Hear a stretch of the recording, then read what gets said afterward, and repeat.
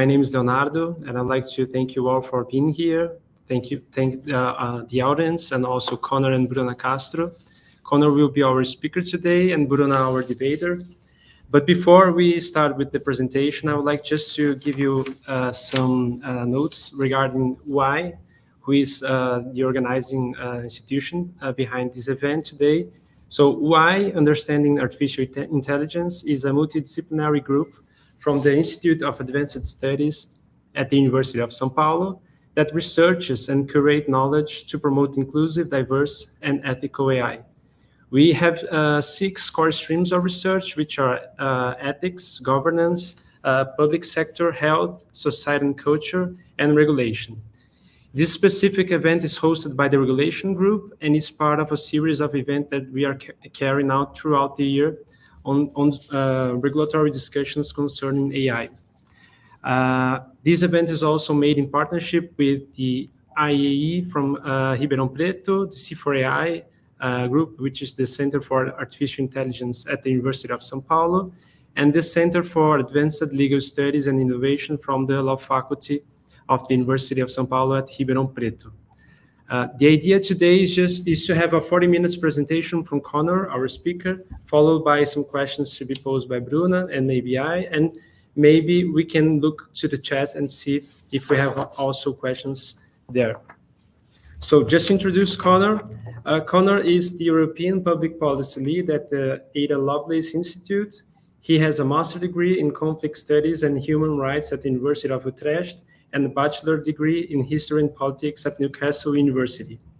Connor is currently based in Brussels and is responsible for discussions concerning the governance and regulation of AI in Europe. On the other hand, we have Bruna as well, who is SADOT's AI governance specialist, which is headquartered in Helsinki. And she, alongside her work as an AI governance specialist, is pursuing her PhD in law and technology at the Tampere University in Finland, with a research focus on AI accountability and remedies for AI harms. So without further ado, I'd like to leave the floor open to Connor and his presentation. Thank you very much.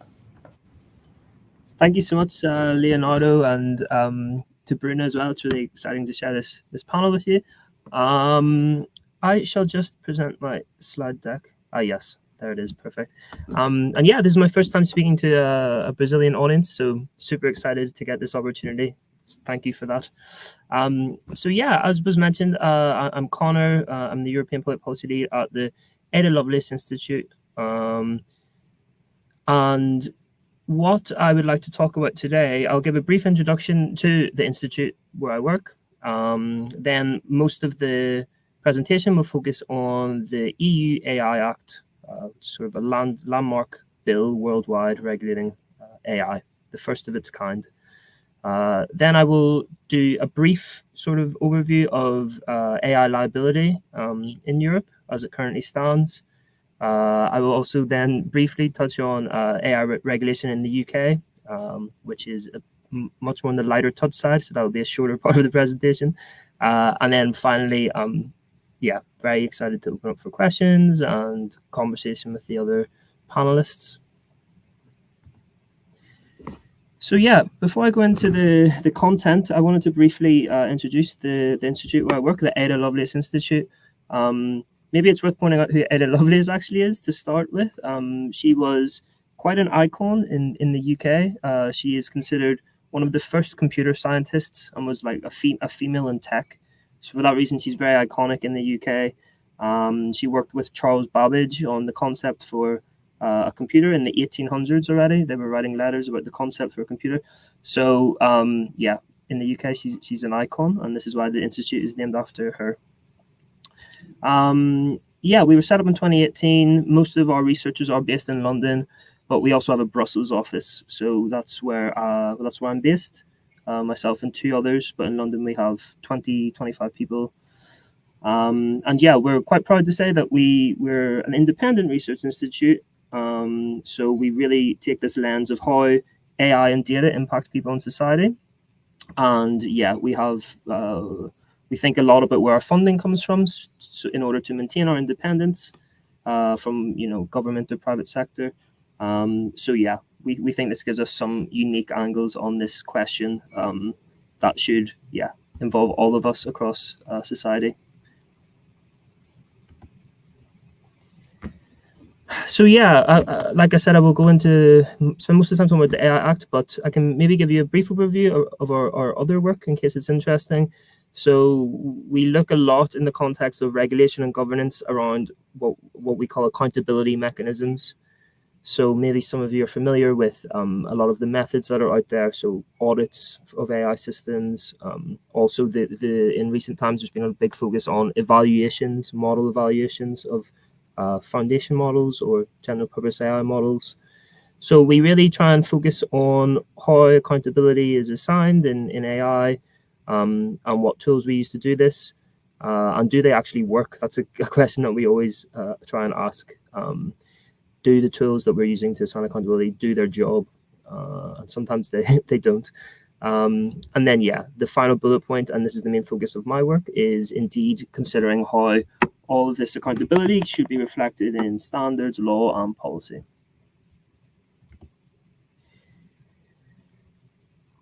So why we decided to sort of set up an office in Brussels. We thought that, of course, with the AI Act that's coming, landmark piece of legislation, we really thought that we were well placed to support some of that process. Like I said, we have a big research team in London, and the questions that we've been focusing on, they were very relevant also for EU policymakers. Some of that work that I mentioned before on accountability mechanisms has been something that policymakers have found useful. Also, similarly, a lot of comparative governance work has been, I think, helpful to policymakers.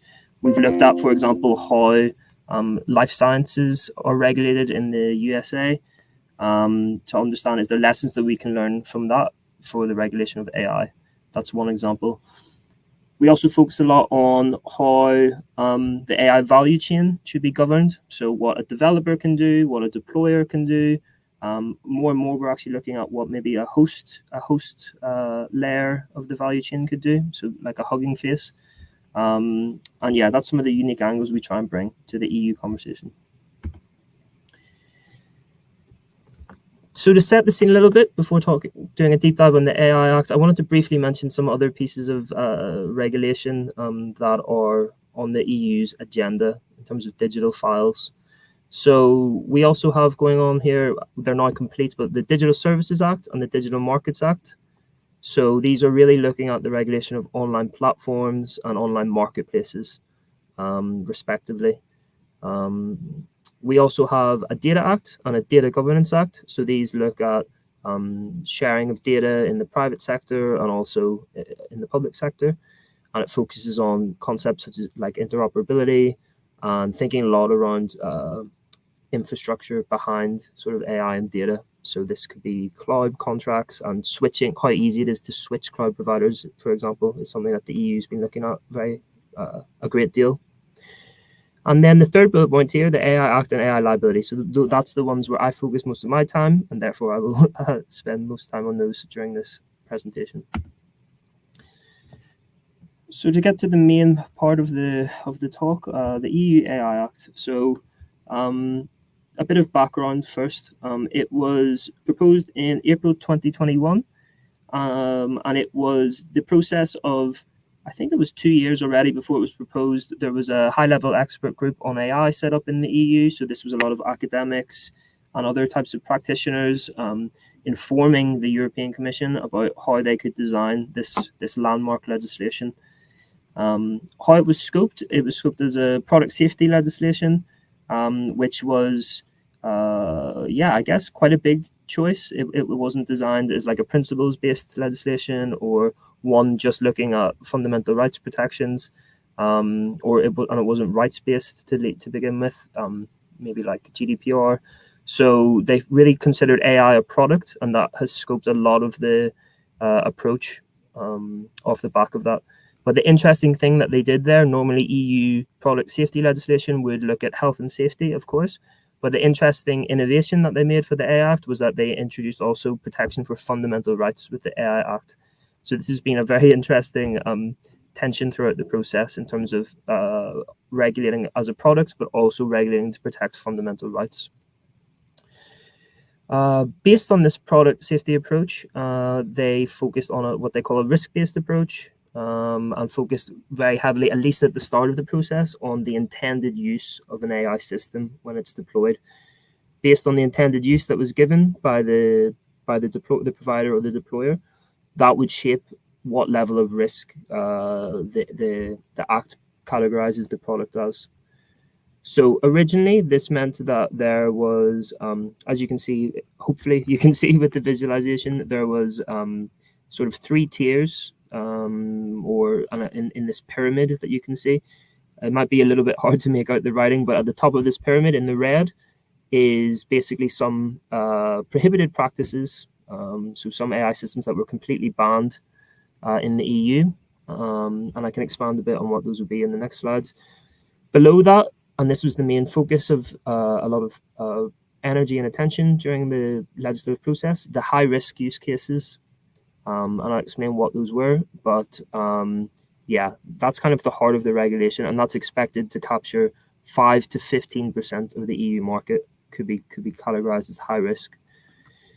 Below that, in the green, you have low-risk AI uses. So they're not subject to very stringent requirements. It's mostly transparency mechanisms. For example, labeling AI-generated output would be one example of what low-risk obligations might look like. So not too burdensome. And then on the right-hand side, what you can see, this was an interesting development throughout the process. So they introduced a sort of 4th risk category called systemic risk.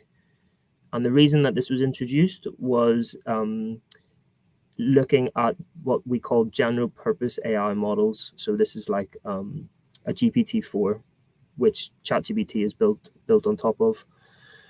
So the EU thought, okay, these would fall through the gap a little bit because they don't have a high risk intended use in the product safety scoping, but they clearly could pose substantial significant risk, especially if they act as a sort of new infrastructural layer of the digital market.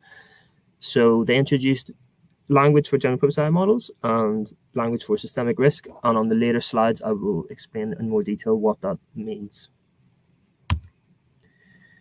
So yeah, to go through each of those sections and give you a bit of put some meat on the bones of what that means. The systems that were prohibited in the EU include things like subliminal manipulation that causes harm. So that's something that the EU is completely banned. Similarly, some tools used for social scoring in terms of accessing public services and things like this, they've also been completely banned. And then the final one here is remote biometric identification. So this was the most contentious part of the AI Act. And this was basically like facial recognition and other types of identification used by police, by law enforcement. So there's real-time biometric identification and also post biometric identification. So they have language to say that real-time remote biometric identification, it's quite a mouthful, that is banned, but there are very wide exemptions for law enforcement to use this. So it could be if they say that they're searching for a child that's been abducted or a terrorist, they have some exemptions to use this this type of AI system. So yeah, on paper there's a ban, but in practice I think it doesn't completely ban the use.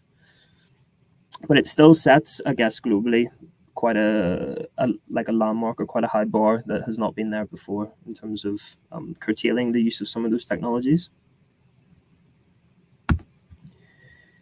Then yeah, moving from the prohibited systems to the high risk, you can see on the right hand side here the types of AI systems that have been classified as high risk.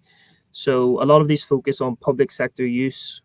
So you can see law enforcement in there. You can see access to essential public services, things like welfare. Anything around the judiciary is also covered. migration, and yeah, education, healthcare, these types of things, critical infrastructure, of course. So this is how they scoped it. And yeah, I think this in theory should be a living piece of legislation. So they would envision updating this list with time. Maybe some will be deprioritized. New types of use cases will be introduced to the list. So it should really be, this is sort of setting a floor that could be built upon. In theory, it will be a living piece of legislation. So those are the types of systems that are classified as high risk. Then to explain a little bit what that means, if your system is classified as high risk, what would that mean for someone using this, a business selling or deploying this type of AI? So yeah, I would say in 2 words what it would look like in practice for businesses. It's really sort of documentation and due diligence, really. Some people from industry have said this is very burdensome, what they have to do here. At least at our institute, we would somewhat disagree, because a lot of this is all done by, as it says on the slide deck, internal compliance, self-assessment. So that is a lighter form of accountability or checks than what you would have in, for example, life sciences, when you would always have third parties involved doing the conformity assessment. Here, it's mostly just internal procedure. So in that sense, the big focus will be on solid documentation and being able to share that if needed with the regulator, but they won't have to do that ex ante before going to market. So yeah, what that would mean in practice, they have to put in processes for risk management, data governance. These are 2 of the really key ones, and they had quite a lot of attention during the process.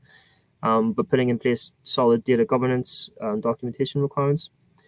Another key component I would highlight is human oversight. So always making sure there's a human in the loop for high risk AI decisions. It's something that we think makes a lot of sense. It wasn't challenged very much during the process. I would also highlight here robustness, accuracy, and cybersecurity. That was one that was challenged quite a lot during the negotiations. It's a very to the point that I made at the start around it's a product safety bill, but it touches on fundamental rights. I think questions like accuracy and acceptable levels of accuracy for an AI system in a high-risk area are very much fundamental rights questions rather than just product questions. So this is something that's been definitely a challenge during the process. They haven't found the answer yet, and this is what they will use, what they call standard setting bodies to operationalize. But yeah, deeming an acceptable level of accuracy, that's something that seems very important for fundamental rights protections. Maybe on that topic, I will highlight one more, which is the final bullet point on fundamental rights impact assessments. So this will be an obligation, and I put it in italics because it's only for the public sector. Private sector deployers do not have to do this. But if you use a high-risk AI system in the public sector, you have to also, before deploying it, do a fundamental rights impact assessment. So this would really, we think it can be good to change mentalities and cultures within the public sector, at least, where they would have to really sit down and think through the repercussions for people in society when they choose to use an AI system. So that could be in, access to public services using AI for this, like a chatbot, for example, provided by a government agency. They would have to think around if there's any fundamental rights implications. And I think this is helpful for changing the culture of the tech industry, which can be a bit move fast and break things. So yeah, moving to the next category, we had prohibited, high risk, then turning to these sort of general purpose AI models. So I mentioned that one example of that would be GPT-4 by OpenAI. And this was, again, another very contentious part of the negotiations. In the end, it became a very technical discussion. So as you can see on the classification point here, they decided to classify two tiers of general purpose AI models. So there's general purpose AI models broadly construed, so and then there's the ones that pose systemic risks. And for now, they're classifying the ones that pose systemic risks using a compute threshold. So based on how much compute was used to train the model. So they've gone with a threshold of 10 to the power of 25 flops. This is one lower than what they use in the United States. So the US executive order has 10 to the power of 26 flops. The EU's went one lower. And yeah, we at our institute, we don't support, we think compute thresholds are a good temporary proxy for what poses systemic risk, but very quickly this will not be a reliable way to measure which models might pose the most risk, because there's a lot of efficiency gains with algorithmic advancement, more efficiency from compute. So this threshold will definitely change a lot. And a lot of the risk, of course, will also come from how and where an AI system is deployed, not just from the size of the training run. But we still think it's helpful because it can at least give regulators an idea that a very powerful model is coming, like a GPT-4 or GPT-5 level model. And the interesting thing about the threshold, one more thing I'll point out, is that with 10 to the 25 flops, that means that the EU is at least regulating 3 to 4 general purpose AI models. So the latest Gemini model from Google DeepMind would be captured by this. OpenAI's GPT-4 or any future models that they release would be captured by this. Probably one from Anthropic, one from Inflection AI. So that's worth noting because compared to the US executive order, 10 to the power of 26 flops, they are not currently capturing any models that are on the market.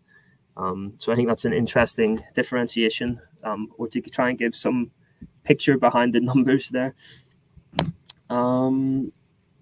Yeah, in terms of what the obligations would look like, most general purpose AI models, like smaller models, they just have to do basically transparency obligations. So a lot of it's focused on what type of documentation they should do, and sharing this information downstream with sort of application builders who build on top of their model. There's also a big focus on copyright, which another contentious topic, but they should have to publish a summary of copyrighted data that was used to train the general purpose AI model. And yeah, it remains to be seen how detailed that summary will have to be. But it's an interesting, again, I think for setting some sort of global standard, I think it's good that that's in there.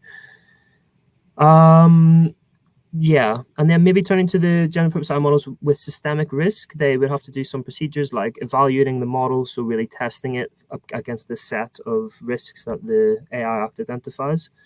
A lot of this is focused on like chemical and bio risk, nuclear risk, for example, like sort of quite extreme risks. So they have to do model evaluations to understand if those risks are present in the model. They will also have to have a procedure for dealing with serious incidents, for reporting this to governments, and yeah, very strong cybersecurity focus. So it kind of aligns with what a lot of the AI labs already do or say that they do, but it seems good to make this legally enforceable, at least under the AI Act, and to give governments some ability to access that information, because right now they don't have much insight into the workings of these models. So it seems helpful that that's at least set in legislation now. Yeah, another very contentious element of the Act was how to address open source AI. So I won't go through every part of it in detail, but yeah, I think basically the main thing to note is that the ambition of the EU was to give a lot of freedom for people who make their AI systems available under a free and open source license, which is quite important because there's some companies that have said they're open sourcing their AI models. For example, Meta would say this with Llama, but true open source advocates would say this is not actually open source, how they license that model. So for real open source, as the EU would maybe think about it, there is an exemption from the obligations of the AI Act. Then you might, so that's for AI systems. For general purpose AI models, there are still some transparency obligations, again, looking at copyright, but not very burdensome. Then I think, interestingly, there is no exemption for general purpose AI models once they hit that threshold of 10 to the power of 25 flops. They would still have to do the same obligations of the Act, regardless of how they're releasing the model, whether it's a proprietary model, whether it's an open source model. But that also seems quite fair to us, given that a training run like this would cost tens of millions of dollars. So yeah, it seems fair that they should also have to do compliance. If you can train a model to that scale, even if you intend to open source it, it might make sense to also do some of the obligations of the Act. So yeah, getting to the end of the AI Act stuff, but maybe briefly in terms of how they're going to govern and regulate the technology. An interesting thing to note is that they set up a new AI office in the EU. And this is quite different to how they've regulated, for example, the GDPR or the data protection regulation in the EU. So with that, the enforcement comes from decentralized regulators across all the EU member states. But the new thing that they've done with regulating AI is that they set up a centralized AI office. So there they will hire, I think, 100 people to really focus on the regulation of particularly these general purpose AI models that pose systemic risk. That would be the main focus of the AI office. But they will also help to coordinate cross-border investigations. And they will also be a sort of a central point where experts, for example, what they're calling a scientific panel, will be able to interact with the regulator. They also set up a multi-stakeholder advisory forum, which is something that we very much support as a route for civil society, academics, other experts to have some say in the governance of AI, in theory, if it's set up as we would like to see it be set up. So yeah, I think that's the main thing to note on governance, that there will be a centralized AI office. Yeah, in terms of how to assess AI systems and AI models, one interesting thing to note is that they're leaning very heavily into regulatory sandboxes. So there would be a sandbox set up in every EU member state. And the aim of these sandboxes is to basically have a sort of controlled environment where they're aiming this mostly for SMEs and startups, or small medium enterprises and startups. They're trying to provide them a space where they can test their AI system and get input on if they are compliant with the AI Act before it goes to market. So if this is done well, it can be quite a nice mechanism in terms of it allows the smaller players to understand if they don't have a big legal team, for example, they can go to a sandbox and they can ask experts there if they are complying with the AI Act before they put it in the market. And then you also get this useful thing where, in theory, the regulators can learn as well through this interaction. So they get to see some of these AI systems before they're putting them out in the world, and that allows regulators to upskill and learn at the same time. So if it's done well, again, it's something that we think we're quite excited about. And yeah, maybe briefly, there's going to be sandboxes, and there will also be evaluations. So this is what the UK AI Safety Institute does, for example. There's also a US AI Safety Institute that's been set up, and now the EU has an AI office, and they will all do evaluations of the models. Yeah, I think that's the main thing to note there. So yeah, in terms of what this might mean for the rest of the world, we do think that there will be a Brussels effect from the AI Act. So it's what we've seen with the GDPR that I mentioned earlier, the data protection regulation. You do see some jurisdictions sort of follow the EU's lead and set similar laws, not the exact same, but sometimes at least inspired by what the EU did. So you see sort of legal effects globally, or what you see is companies who they basically build an AI system or an AI model for the EU market, but they use it across the world. So you can maybe see the same AI model that was deployed in the EU being made available on the market in Brazil, for example. Sometimes it's just easier for the company to do this than to build two different models or systems. So yeah, that should happen. Maybe not. It's unclear to what level. Like, this is what the second bullet point is hinting at in terms of forking development. So what we would see is more likely to be a Brussels effect for these very expensive general purpose AI models that we mentioned, because to train a different AI model for every market would be very expensive because it can be millions each time. So what we might expect to see there is the builders of these very large general purpose AI models, maybe they will already be thinking around, okay, is this going to be compliant with EU law when they start training and developing the model? So in that sense, you might see the same model being deployed across markets. But if you have a narrow AI system with a very specific use case that's looking at, credit worthiness, or it's for use in healthcare, when jurisdictions have very different levels of standards and regulation, maybe that's when you won't see a Brussels effect, as a very simple intuition that we might have at this stage. So, okay, the first bullet point I've just noticed is outdated, so that has already happened. So it has indeed now been rubber stamped. And what we see here, I think the main thing to note here is the application period. So the rules for the prohibited AI systems, they will already kick in within 6 months. So from April plus 6 months, those rules should start to apply. So you won't be able to use, for example, social scoring systems in the EU within 6 months. Not that I think it's really happening so much now, but still good to have that legal enforcement. Then general purpose AI rules, they kick in within 12 months. So you're looking at maybe April next year. High risk use cases, they have 24 months before the obligations kick in. So that gives companies, a bit more time to prepare. And then finally, after 36 months, you have other high risk uses. So this is ones that are already regulated heavily in other EU legislation. So for example, medical devices, they have 36 months to get ready for this. Okay, so that wraps up the AI Act part. That was the main chunk of the presentation.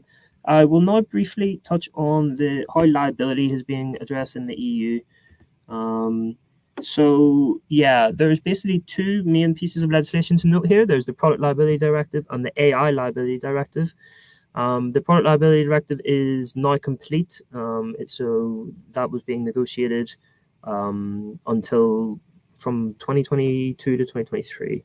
So that was updating existing liability rules in the EU for products to make them applicable to software and to make them applicable to AI systems, which wasn't the case before. The original was drafted, I think, in 1985 or something. So they weren't thinking about software as a product then.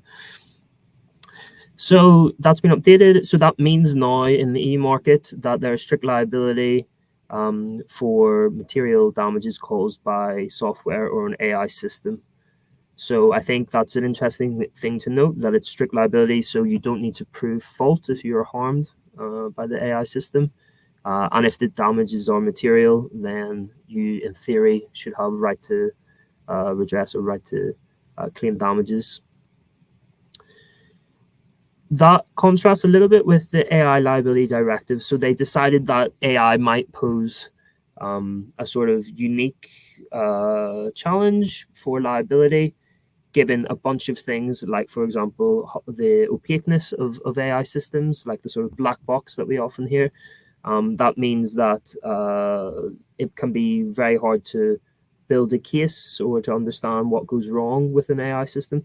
So they've tried to focus a lot of energy there more on transparency and being able to access information when an AI system causes harm. So you have this sort of parallel process. If there is material harm caused by an AI system, you should be able to get strict liability under the Product Liability Directive. But then the interesting thing is you might also have coverage for immaterial damages. So wide-scale bias and discrimination, for example, under the AI liability directive. So if that happens, there might be some legal avenue to get damages, and that would focus on not strict liability but fault-based. So that would mean that you could get access to the information, you could build a case, you could bring that to the courts and say, okay, I can prove the fault of the provider of the AI system, and I should be liable for damages. So that's an interesting one that is still in negotiation. That will keep being negotiated, I guess, until next year, because it's quite a hard one, because it touches on, sort of legal jurisdiction across EU member states. And the question of immaterial damages is quite a tricky one. It's very important for AI.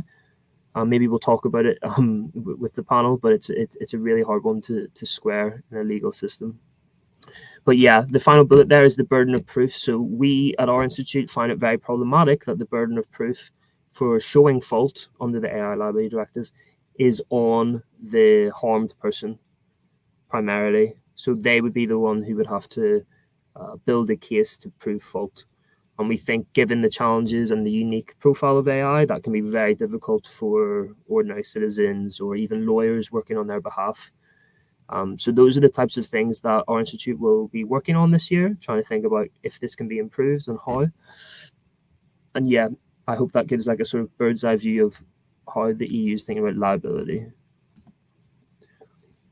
Now, in the last, I see we've got a handful of minutes left, but I'll talk about how the UK is approaching AI regulation, and it will be much shorter because they are doing a lot less than the EU, basically. So the UK has basically published a white paper on AI. They've done a consultation on AI. They, of course, set up the AI Safety Institute, which I mentioned earlier, to do sort of testing of models, general purpose AI models, which is something that we definitely support. We're glad to see that it's well resourced. But we really think that what's missing is actual legislative footing for AI protections. The UK does not have that right now. And we hope in the next months there'll be some way that they can start to work on this. So yeah, the approach they've taken so far is what they're calling pro-innovation. And it's very focused on current sectoral regulators. So in theory, regulators across the UK can enforce action against AI systems, but based on where the AI system is being deployed. So there's not a sort of horizontal regulation of AI like what the EU is setting out. It's very much focused on principles. So these are based on the principles published by the OECD. So they are similar to some of the principles that underpin the EU AI Act, but they just don't have strong legal enforceability at the minute. And yeah, the final point is they're doing a lot on horizon scanning. So they have a central risk function. They also have what I mentioned, the AI Safety Institute.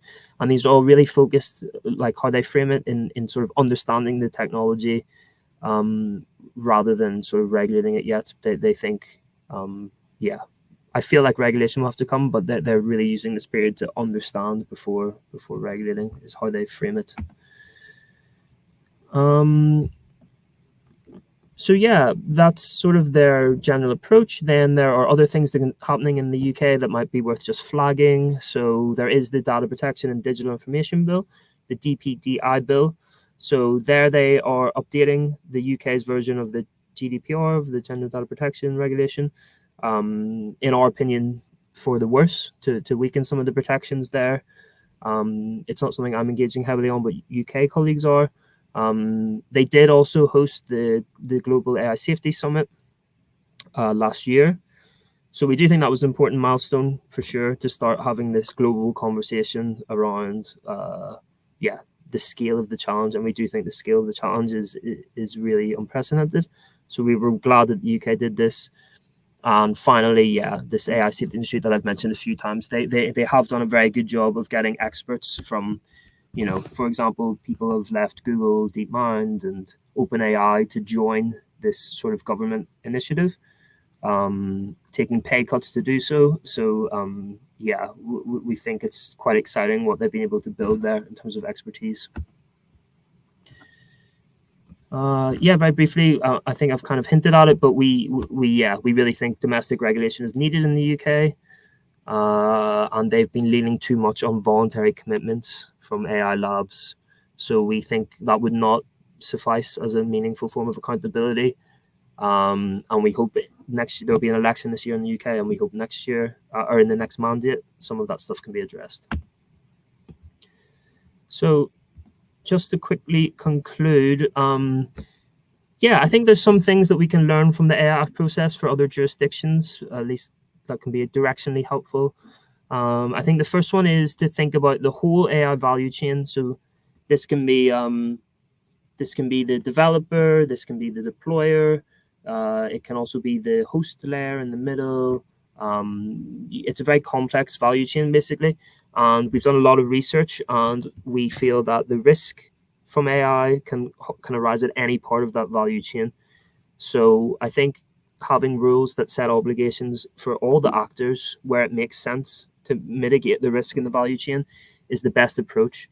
And I think other jurisdictions will start will start with that in mind. And that's different from the EU, who the initial focus as a product meant that they focus only on the downstream deployer. And that means that you let some of the, for example, the GPT-4 type system models off the hook. A second learning or a second consideration for other jurisdictions is, indeed, do you have self-assessment done by the AI providers, or do you have third parties checking some of this, like in other high-risk sectors? So yeah, we think that you should have third-party checks. We think it's a good way for governments to learn and to upskill. But the EU hasn't quite taken that route. They are getting insights in other ways. For example, I mentioned these model valuations. The UK is also getting that with the Safety Institute. But yeah, we think it's something that other jurisdictions should think about. We also think, I'll be a bit quicker now, thinking about the ecosystem to support the regulator is very important. So other sectors lean a lot on third-party auditors. In the AI context, there's need for sort of red teamers. And we really need to give people incentives to do this work. So there could be a whole ecosystem to support regulation, but we need governments, I think, to also incentivize that somehow. We think anything around transparency was something that was not contentious during the AI Act negotiations. Anything to get more information to the public on training sets, data training sets, and also then on the output side, making transparent to end users and affected persons that they're interacting with the AI systems. All this whole bucket of transparency measures were widely supported, and we think that they should be non-controversial in other jurisdictions. Standards, yeah, standards is a massive topic by itself, so I won't go deep on that. But basically, there is a challenge around setting regulation to say what the state of the art or what best practices are for AI when we're in such a fast-moving and nascent space. It's quite hard to clearly define what global standards should be, for example, on risk management or robustness. It's very hard to say what should be an adequate level of those things. And that's been a real challenge, and will continue to be a challenge, I think. I don't think it'll ever be a solved problem. It's something we have to just continue iterating on.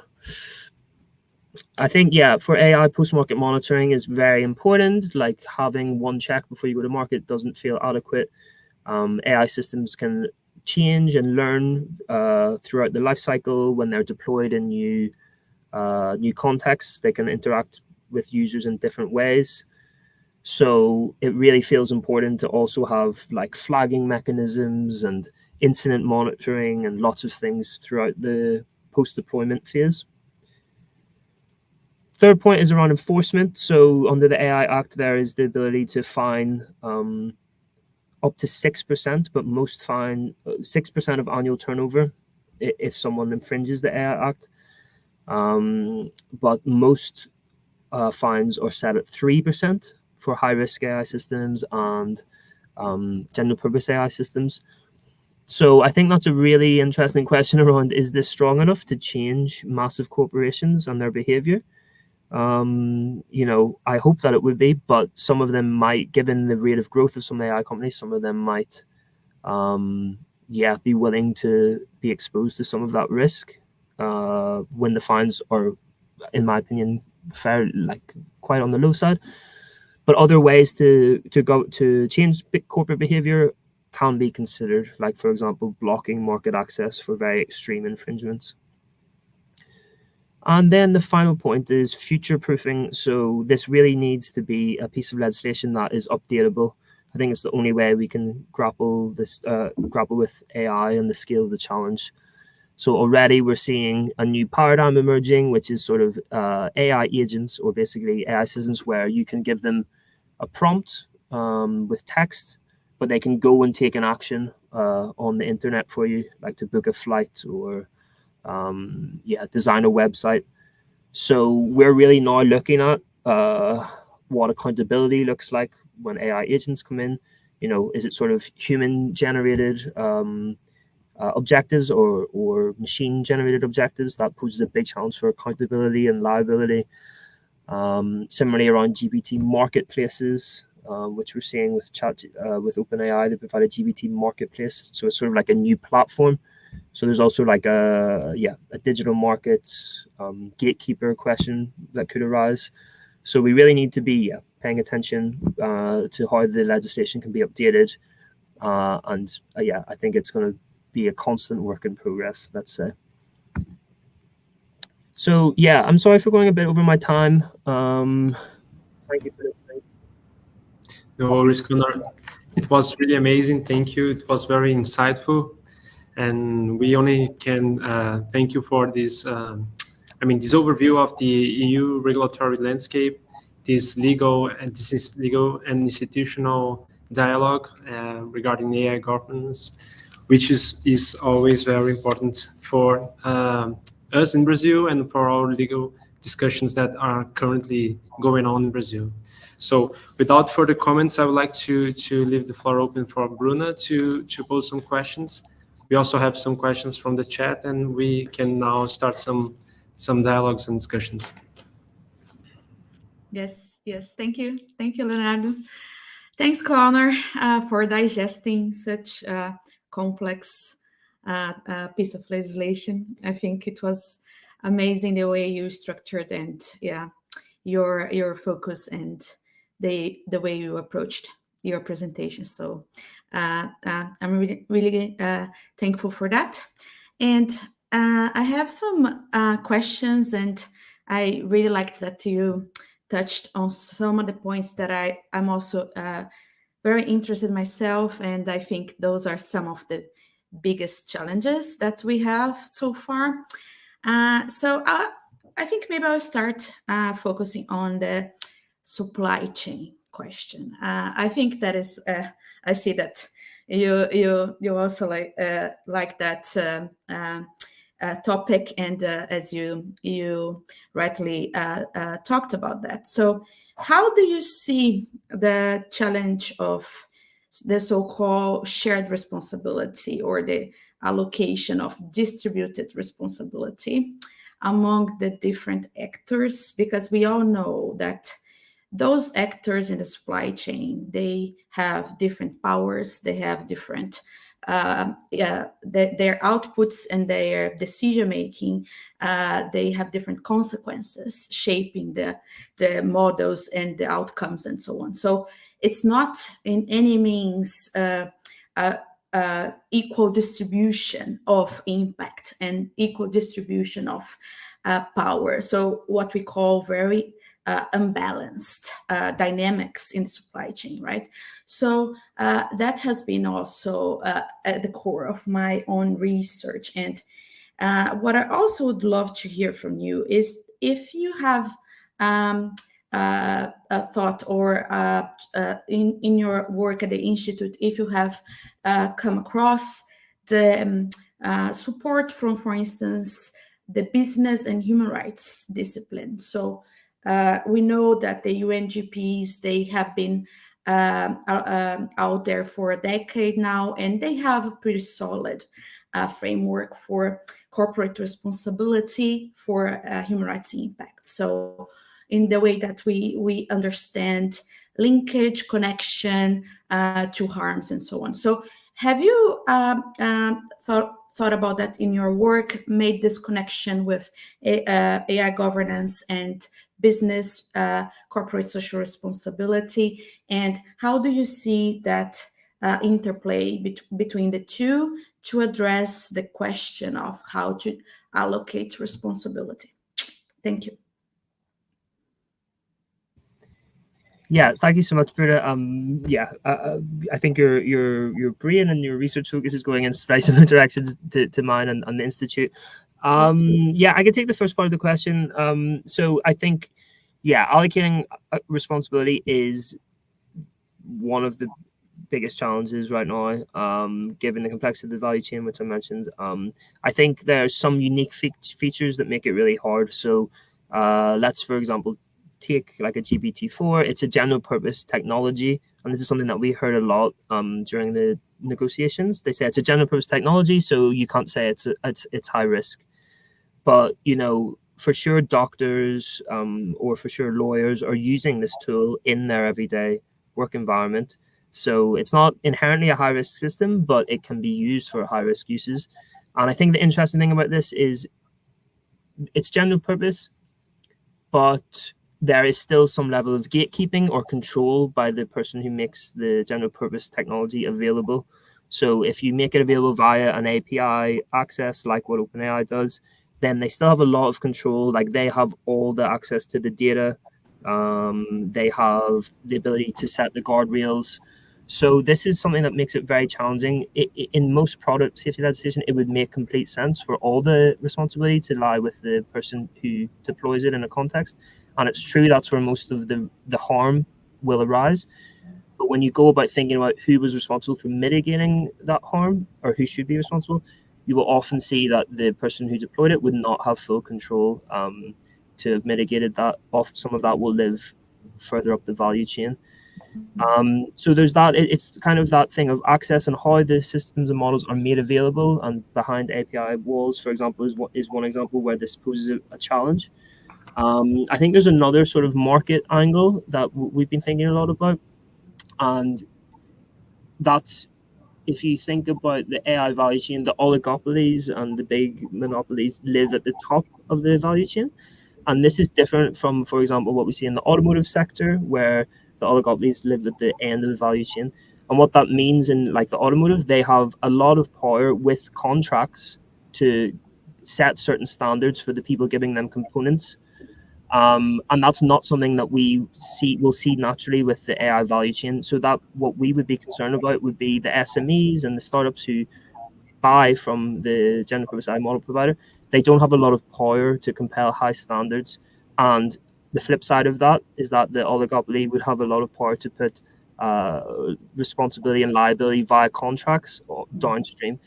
So that's where we think if governments don't assign the accountability across the value chain, the market effects are they're not ideal. So there's like a dual function there in terms of like who can actually mitigate the risk, and then like some incentives for doing it in terms of the market. So yeah, I guess that's kind of the first part of your question, and then to the second one, like around human rights and the corporate social responsibility work that's been ongoing. That's something that we find at times frustrating in the sense that I think in the AI sector, people like to reinvent the wheel and start from scratch. And there's corporate social responsibility. We also think like general risk management practice. Like there's really good lessons to be learned from, I mentioned automotive, aviation, cybersecurity, but AI practitioners like to start from scratch. And yeah, I think that's something that we try and like always highlight. It's the same thing with human rights impact assessments, algorithmic impact assessments. All those tools exist, but they're not always being leveraged. But one positive point around that is that more and more venture capitalists are coming, so the people who will fund these AI companies, and more of them are coming and asking us around how to assess responsible AI practices when they're allocating money. So I do think some of this historic like CSR culture is starting to come through, and I feel excited that that's happening. But yeah, also love to hear either of your thoughts, because it seems like, Bruno, you have thoughts on this. Yes, thanks so much. Yeah, I fully agree with you, and yeah, that's my research. So I'm trying to build from the UNGP's framework to inform AI accountability and AI governance. So yeah, doing that in my PhD. But Leo, should I continue with the next question?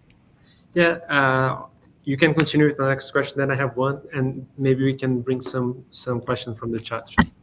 All right. Yes. So the next one is not in any way easier than the previous one, but again, I noticed that we have similar backgrounds from human rights law. So I am really interested in my dissertation in the liability directive as well, and exactly as you said, we have this challenge between material harms and harms to rights, right? So this has been a problem forever. We know that as human rights lawyers and academics, but it's super interesting that with the AI liability directive, we have this possibility, right? But what really troubles me is how could we structure the remedy and the redress in terms of private enforcement of human rights when we talk about collective harms. So moving away from the idea of an individual, seeking the courts of law and making its case about human rights violation, but really bringing to the table the new elements of AI harm. So scale, ubiquity of AI being used in any and every aspects of life. So how can we tackle that to improve redress and remedy, and to bring that really effective means of redress in the times of AI harms? So any thoughts? Yeah, another very easy question. No, this is like something that we've been talking about this at least internally at the Institute for a long time, trying to understand what's possible within the confines of EU law. What would it look like in practice, which is kind of to your question. I mean, at least for the EU context, we're coming up against some challenges that, like for with an EU directive, I guess you have to consider what the level of protection is already in EU member states, and then that sort of curtails the level of, like, we would have actually liked to see a regulation rather than a directive.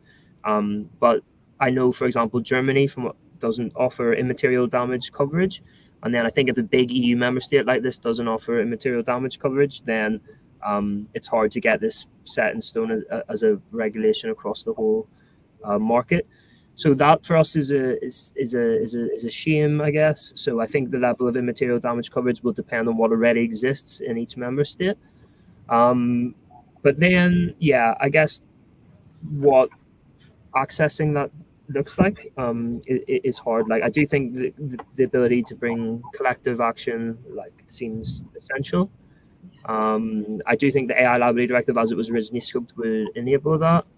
We're also looking at hooks from other sectors. So we're now looking at systemic risk in the financial sector, for example, and we're trying to see, is there a way that these pervasive harms to many people at once due to one systemic failure or one wrong decision, how liability is assigned in that sector. So we're trying to do this thing, like this comparative governance, learning from past precedent. We're at the very early stages of that, but we're looking at that. I'm kind of glad that the AI Act introduces this language of systemic risk, which I mentioned in the presentation, and I think this can hopefully give us, at least now it's intuitive to policymakers, that there is something that's more pervasive, and they have similar language in the Digital Services Act in the EU. So I'm glad, at least in the EU context, they're starting to grapple with this terminology, and that can be something we can try and build upon.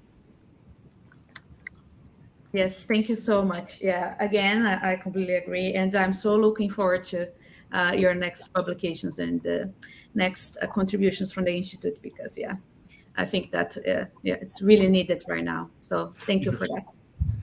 Nice. Thank you so much. Connor, do you have maybe 5 or more 10 minutes for us Yeah. to? Okay. So before jumping on the questions I have, I would like to pose a question from the audience. There is one here that I have research interest myself, which is from Vivo Live. I think that's a pseudonym.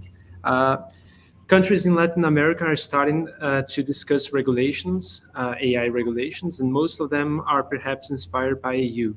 Do you think this inspiration or the Brussels effect is desirable, or do you think and what do you think it's the main challenge for such?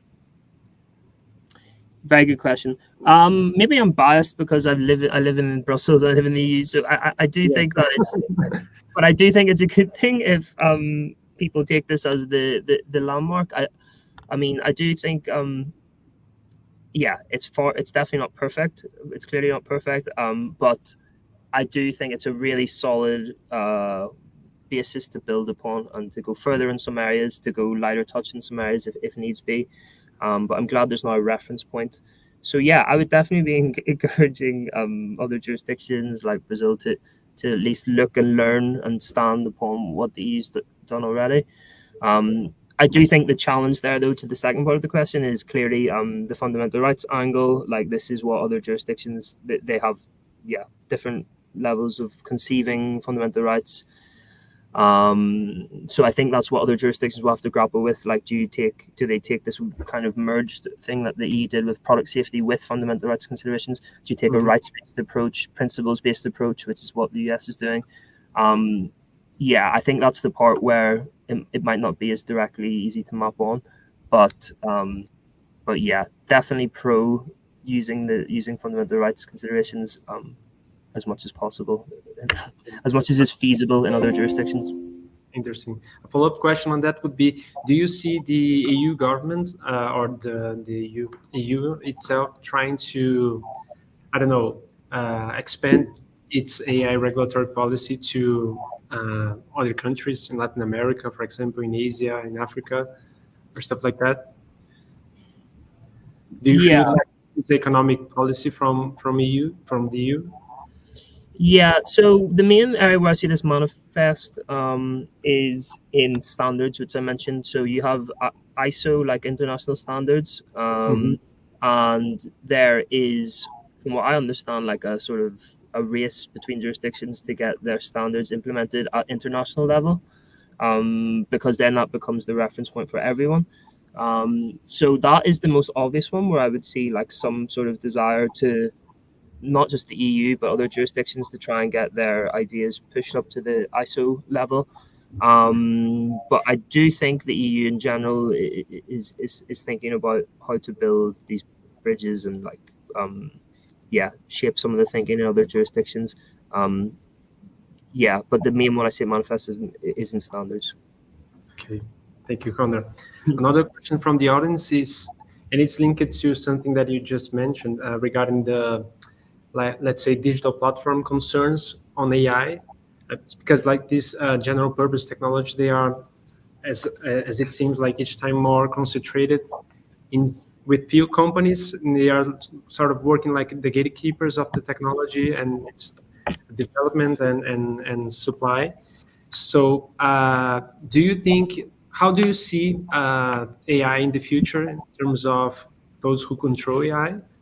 And do you think governments should fight against like this economic sort of control, or that's not desirable? Yeah, I can speak more, yeah, on my personal opinion. Rather, we want to work on this topic at the Institute, but we haven't yet. But yeah, we're definitely talking a lot about it, and I think governments should intervene on this. I think left to its own devices, what we will probably see is a handful of 3 to 4 like frontier, what they're calling themselves, but general purpose AI model providers. Because you need so much compute, you need so much talent, you need access to proprietary real-time data. There's only a handful of companies that might get that, like Google, Microsoft, maybe Amazon. So this is the thing, and this is the problem, that you see all the startups getting eaten up now slowly by these big corporations. So OpenAI clearly with Microsoft, Anthropic's taking a lot of money from Google and Amazon. So you can imagine they go a similar direction if they want to stay at the frontier. We've seen Mistral in France. They took investment from Microsoft, even though they were saying they were the independent player. Even just yesterday, this is one that we're now paying a lot of attention to, and I think it's crazy because Mustafa Suleyman had his own company called Inflection AI, who were a new startup to compete, and then Microsoft have hired him and a bunch of his team, and Inflection basically doesn't exist now. So that gets around a lot of these antitrust questions. So yeah, I think you can tell from what I'm saying. I definitely think governments should be paying attention to this, and there is the Digital Markets Act in the EU, which looks at these competitive dynamics. I think it might need to be updated to deal with this specific challenge. Because, in my personal opinion, I think we need diversity and control of AI systems. And left to its own devices, I think this is the direction the market would go in. Perfect. I totally agree, Connor, by the way. So another question that you touched upon, the point you touched upon during your presentation, regards the role of standard setting bodies. And I personally research economic regulatory power from these bodies. And what I wanted to ask you is that the establishment of these substantial rules regarding, for example, accuracy, robustness of AI left to these organizations, if that's a point of weakness from the regulation, because the regulation sees it basically as a technical standard, but as you mentioned, it may have like serious impact in terms of human rights and other substantial rights. So my doubt is, leaving that aside to these organizations, which are populated by private companies and other parties, do you think that's a point of weakness from the EU regulation and AI regulation in general, or that's not an issue? Yes. No, I definitely think it's a big issue. We published some research on this, so we spoke to a lot of people who are involved in the standard setting, and I'd actually be very interested to read your own research, Leonardo, by the way. We did some research on this, and it's clear that these are very industry dominated. They're technical experts, which makes sense for most product standard setting processes, but AI is unique in this sense, given the rights implications. So that's something that, is a big challenge. I have heard more anecdotally and more recently that the level of engagement from independent experts like academia and civil society in the EU standard setting process on AI there's been more uptake from civil society than normal. So it's still going to be industry dominated, but there's been a conscious effort to have more diverse representation, and let's see how that plays out. The EU is also setting up things like a high-level sort of forum on standardization. So they're trying to think about sort of centralized mechanisms where you could streamline input on standards from independent experts. And that's something that we're basically also thinking more and more about.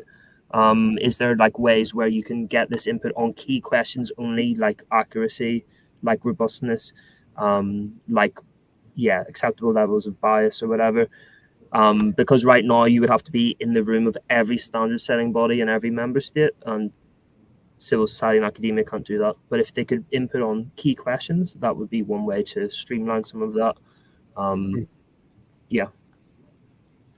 Okay. Well, do you have any questions, Bruna? Well, we do, but we have time. Not really. To be fair, not really. And I know that Connor is in Brussels time. You are in Finland's time, right? So I think maybe 6 hours ahead of Brazil. I don't know, 6 hours. Yeah, Okay. 5 hours. So let's end it here. Maybe leave some room for future dialogue and interaction, Connor. It was really a huge pleasure for us to have you here. It was an honor. We hope we can maybe collab with Ada at some point, and we will be very honored to have anyone from EDA here in Brazil, and you're all invited. And Bruna, thank you very much also for bringing very interesting and insightful questions. And that's it. The event will remain online at our YouTube channel, so anyone who have missed any part can return there and see the whole video. All right? Thank you so much, Leonardo and Bruna. Yeah, it was really an honor for me as well. And yeah, let's definitely stay in touch. Thank you so much. Yes, sounds good. Thank you for the invitation, and it was a pleasure. Bye-bye. Bye. Bye-bye. Bye.